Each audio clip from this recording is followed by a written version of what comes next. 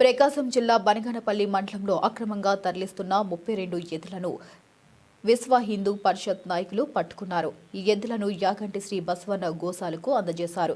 గోశాల నిర్వాహకులు నిరుపేదలైన 16 మంది రైతులకు వ్యవసాయం సాగుకు మాత్రమే వినియోగించుకునే నిబంధనతో ఎద్దులను అగ్రిమెంట్ ద్వారా అందజేశారు. అక్రమంగా ఎద్దులను తరలిస్తే సమాచారం ఇవ్వాలని విశ్వ హిందూ పరిషత్ నాయకులు కిషోర్కు పిలుపునిచ్చారు. ఈ కార్యక్రమంలో పలువురు పాల్గొన్నారు. నంద్యాల జిల్లా బనగానపల్లి మండలం కావున యాగంటి బసవన్న గోశాల అని నేను నిర్మించినాను. ప్రతి వాళ్ళకు ప్రతి రైతుకు ప్రతి వాళ్ళకు హక్కుదారి నా గోశాల. నేను కట్టినానని నాదని కాదు. ఏ రాజకీయాలకు ఏ పొలిటికల్కు ఏమిటికి సంబంధం లేదు. ఒక సేవా కార్యక్రమాలు ఏదైనా కూడా ముందుకు చేయాలని, ఎన్ని ఆవులు ఉన్నా కూడా 2000 ఉండని 3000 ఉండని ఎన్ని ఆవులు కూడా సాగడానికి నేను దీనిలను సిద్ధంగానే ఉన్నాను. ప్రేమతో దీని మీద తప్పితే నాకు వేరే ఆలోచన కూడా లేదు. మన హిందూ సాంప్రదాయం ప్రకారంగా ప్రతి రైతు వ్యవసాయం చేసుకోవాలంటే కన్నా ఒక గ్రామాలకు సంబంధించిన మాలబారిన గ్రామాలలో వాళ్ళకు యంత్రాలు ట్రాక్టర్లు కానీ అటువంటివి ఉండవు.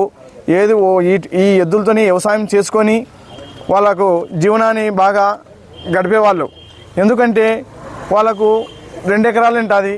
ఒక బాడీకి పోయి ఒక రోజుకు ఒక 1000 రూపాయలు కానీ 500 కానీ దాని మీదనే వ్యవసాయం చేసుకుంటా కాలం గడిపేవాళ్ళు 90% ఉన్నారు. ఈ యంత్రాలు ట్రాక్టర్లు ఇవాళ వాహనాలు వచ్చినాక ఇక్కడ దగ్గర వాళ్ళకు వచ్చినాయి. అందరికీ అదే వాహనాలు అనేటివి ఉండవు కదా. అందుకు వ్యవసాయదారులు కంపల్సరీగా ఎద్దులు అనేది కొన్ని కొండ ప్రాంతాలు ఉంటాయి. కొండ ప్రాంతాలలో వాళ్ళు సేద్యాలు చేసుకోవాలంటే రాయి కొట్టడా అటువంటి వల్ల ఉంటాయి. ఎద్దులతోనే వాళ్ళు వ్యవసాయం చేసుకునేవాళ్ళు. ఇప్పటికైనా కూడా ఎద్దులు లేకపోతే కన్నా వ్యవసాయం ఎక్కడ చేసుకోలేము మనం. కొంతమంది ఏమనుకుంటా అంటే ట్రాక్టర్లు ఉన్నాయి కదా, దండిగా కదా అని. ఆ విషయం ఏం లేదు. మన హిందూ పరిస్థితి వాళ్ళు పట్టుకొని ఇట్లా చేసి మాకు గోశాలకు తొలగించిన వేళ నేను కూడా ఒక వ్యవసాయదారులకు బాగా కట్టుకునుకుంటా నేర్జెల్ల, జూనుంతల, ఆవుకు మండలం ఇటా వాళ్ళకు తెలపరిచి ఉంటే ఆ రైతులలో వచ్చినారు. ఈరోజు పండగ రోజు వాళ్ళకు కూడా రైతులు బాగా సేవగా ఎద్దులతో ఎంతో పండగ రోజు కాబట్టి 16 జతలు 16 మంది రైతులకు ఒక్కొక్క రైతుకు అవి కొనాలంటే కన్నా ₹1,00,000 విలువ చేస్తాయి.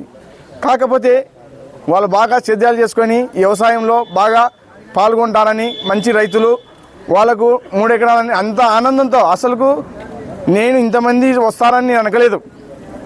16 జతలకు 100 మంది వచ్చినారు. నేను తీసుకుపోతా అని. కానీ ఇంత కాంపిటీషన్ ఎద్దుల మీద కూడా కాంపిటీషన్ ఉంది. కానీ జనాలు ఏమనుకుంటారంటే ట్రాక్టర్లు వచ్చినాయి, ఎద్దులు అవసరం లేదు, పక్కన పడిపోయినాయని జనాలలో ఉంది. కానీ అటువంటి ఆలోచన ఎప్పటికీ పెట్టుకోవద్దు ఎవరే కానీ. ఎద్దులు 100 జతలు కాదు 2000 జతలు ఉండి కూడా వ్యవసాయం చేయడానికి రైతులు చాలా ఉత్సాహంతో బాగా రైతులు మా గోశాల దగ్గరికి వచ్చి మేము తీసుకుంటామని ఒక్కొక్కరు ఈరోజు పండగ అనుకోకుండానే పండగ కూడా పక్కనే పెట్టేసి మేము వ్యవసాయం చేసుకుని మాకు ఎద్దులు కావాలని చెప్పి పొద్దునుగులు ఈయన కాయలు కూర్చొని తీసుకురావడానికి కోసము ఈడ మా గోశాల దగ్గర ఉన్నారు. అది మాకు హిందూ సాంప్రదాయం ప్రకారంగా వాళ్ళు మాకు పట్టుకొని మాకు ఇవ్వడం వల్ల మా గొప్పతనం ఏమిటంటే వాళ్ళు పట్టుకొని ఇవ్వడం వల్ల నేను కూడా ప్రజలకు సేవా కార్యక్రమానికి చేయడానికి కోసమే వాళ్ళకు కూడా నేను ఒక్కొక్క రైతుకు ఒక స్టాంపు ₹100 స్టాంపు తీసుకొని వాళ్ళు ఎన్ని రోజులు వ్యవసాయం చేసుకుంటారో చేసుకుని వేడలా నా చేత కాదు అంటే కన్నా ఆ రోజు మా గోశాలకు రిటర్న్ తొలగించవాలి. వాళ్ళు సాకని వేడలా సాక ఏదైనా కానీ డ్యామేజ్ జరిగినా కూడా నా గోశాలకు తెలపరచాలి.